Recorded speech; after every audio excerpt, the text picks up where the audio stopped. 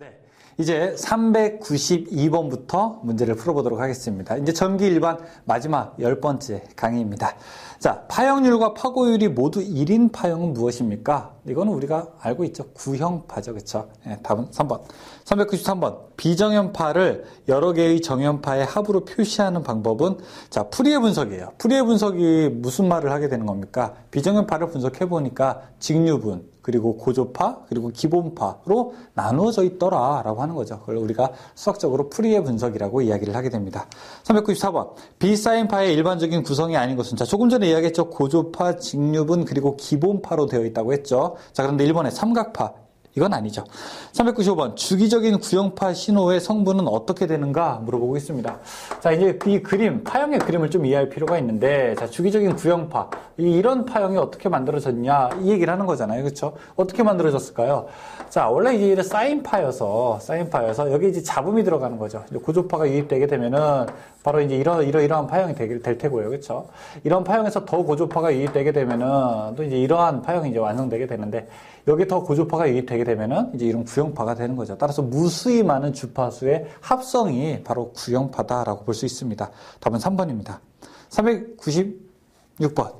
RL 직렬회로의 시정수는 어떻게 되겠는가? 자, 시정수라고 하는 것은 우리가 과도 현상이 이루어지는 그 시간을 시정수라고 하게 되죠. 자, 두 가지 회로를 기능사에서 물어보고 있는데요. RL 직렬회로. 자, 이때 시정수 타우 시간은요. R분의 L 초가 되는 거고, 그 다음에 RC 회로에서의 시정수 타우는요. 그러면은 R 곱하기 C가 되겠죠. 그렇죠? 단위는 당연히 다 초가 되겠습니다. 396번의 답은 2번 R분의 L이죠.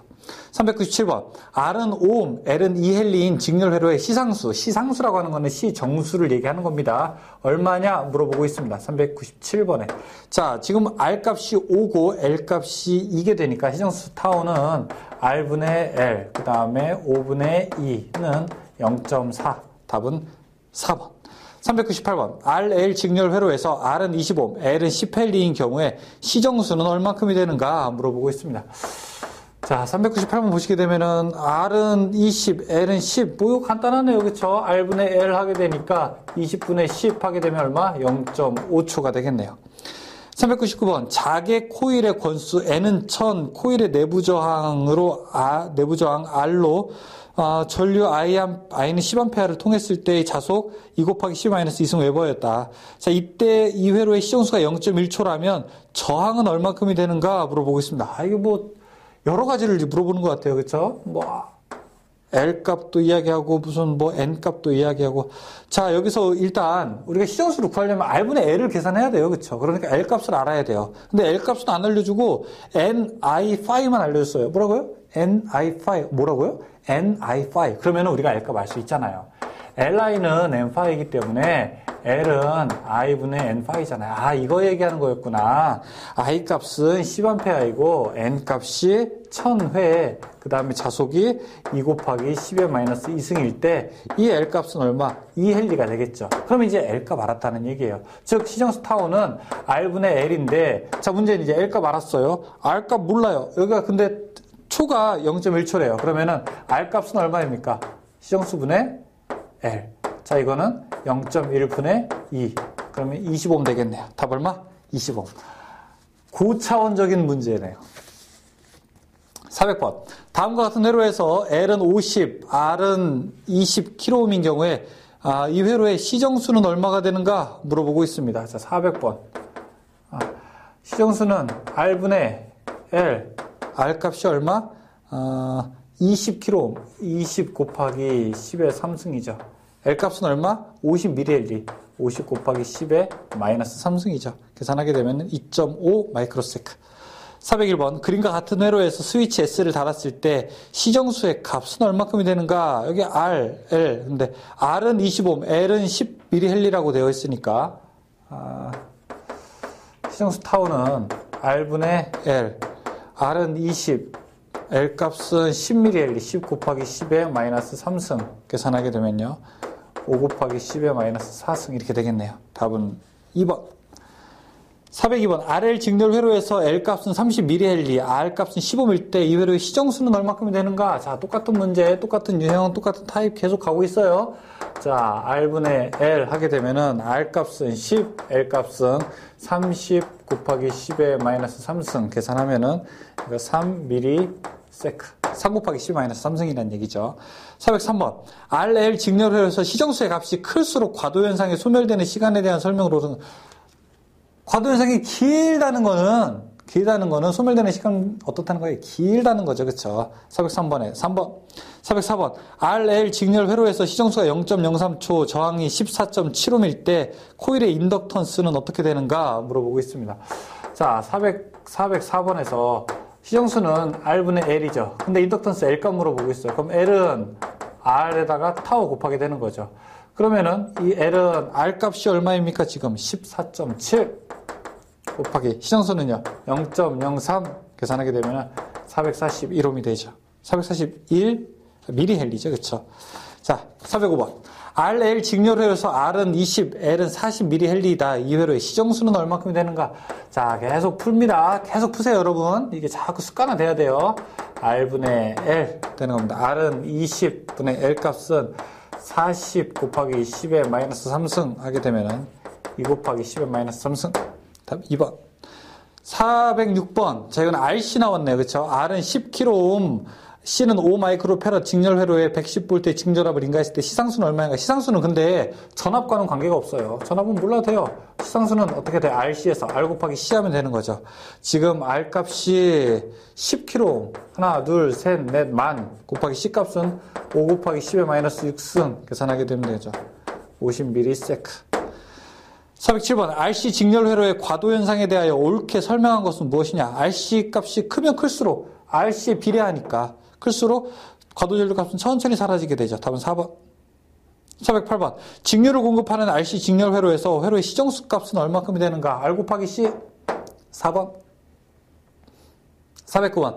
다음 중 옳지 않은 것은 무엇이냐? 역률은 비상분의 유효, 파역률은 평균값분의 시료, 파고율. 아, 이거 기억나세요, 여러분? 제가 정규반에서 했던 거. 형, 효, 균. 형, 뭐라고 했어요? 효, 균. 파역률은 평균분의 시료. 그 다음에 고, 대, 효. 파고율은 시료분의 최대. 잘못된 거. 3번이죠, 3번. 고, 대효가 돼야 되는 거죠. 고효대가 아니라 고대효. 답은 3번이죠. 410번. 교류의 파형률이란 형, 효균. 형, 효균, 효균이 형. 4번이 맞는 얘기네요. 411번. 구형파의 파고율은 얼마냐? 구형파는 파고율, 파형률 다 1이라고 했죠. 1번. 412번. 구형파의 파형률과 파고율은 얼마인가? 1. 3번. 413번. 주기적인 구형파 신호의 구성은 저기 앞에 있었죠. 395번이랑 비슷한 유형이죠. 무수히 많은 주파수의 성분으로 이루어진다. 4번. 414번. 비정형파의 시료값을 나타내는 것은 어떻게 되는가 물어보겠습니다. 자, 비정형파의 시료값은 어떻게 계산한다고 했어요? 각 고조파의 시료값의 제곱의 합의 제곱근이죠. 그쵸? 다시 한번. 시료값의 제곱의 합의 제곱근. 4번이죠, 4번. 제일 긴 거. 415번. 비정형파가 발생하는 원인과 거리가 먼 것은 무엇이냐? 오메 법칙은 뭐 관계없죠. 416번. 비정형파 종류에 속하는 직사각형파의 전개식에서 기본파의 진폭은 어떻게 되는가? 415번. 416번이죠. 진폭은요. 진폭 V는 파이분의 4 VM. 그냥 이거 식은 여러분 그냥 한번 보기만 하세요. 자주 출제되는 문제는 아니에요. 파이는 3.14고요. 분의 4. 최대값이 VM이 되게 되는 겁니다. 최대값이 얼마냐면 20이에요. 계산하게 되면은 이거 25.47 나올 겁니다. 417번. 전압의 순식값이 3 플러스 10 루트 2 사인 오메가 t일 때 시료값은 얼마가 되는가 물어보고 있습니다. 시료값이라고 하는 건 뭐라고 했어요? 아까 각 고조파의 시료값의 제곱의 합의 제곱근이라고 했잖아요. 그쵸? 그러니까 지금 3 플러스 10 루트 2 사인 오메가 t 뭐일 때 시료값은 얼마가 되는 겁니까? 시료값은 요 3은 일단 시료값이고요. 10 루트 2인데 요거 10 루트 2는 최대값이니까 시료값은 얼마예요? 10이죠. 그러면 이 시료값은 루트 3의 제곱 플러스 10의 제곱 이렇게 구하면 되겠네요. 그렇죠? 10.4. 418번. 비정형파의 전압이 3 플러스 어쩌고 저쩌고 저쩌고 5 플러스 저쩌고 저쩌고일 때 시료값은 얼마가 되는가 물어보고 있어요. 자, 시료값 뭐라고요?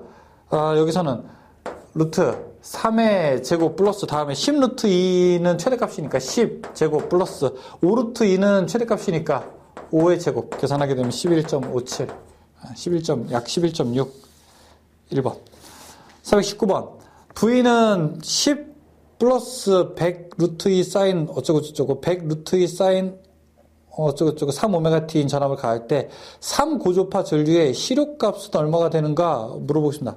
3고조파 전류의 시료값 물어보고 있는 거죠. 자, 419번. 그럼 3고조파가 어떤 거예요? 쭉 보니까 100 루트 2 사인 그 다음에 3오메가 t 이 3오메가 t 오메가 앞에 3 붙은 게 이게 3고조파예요. 만약에 5오메가 t라고 나오게 되면 그거는 5고조파가 되는 겁니다. 이 값의 일단 최대값은 얼마예요? 100 루트 2죠. 시료값은 얼마예요? 100이잖아요. 전압의 시료값은 100이라고요. 그렇죠? 자, 그러면은 이 회로에서 자, 저항이 8이라고 했고 그 다음에 오메가 L 유도 리액턴스가 2옴이라고 했는데 이 회로에서는 저항은 일단 그대로 R은 8옴이죠. 근데 오메가 L은요.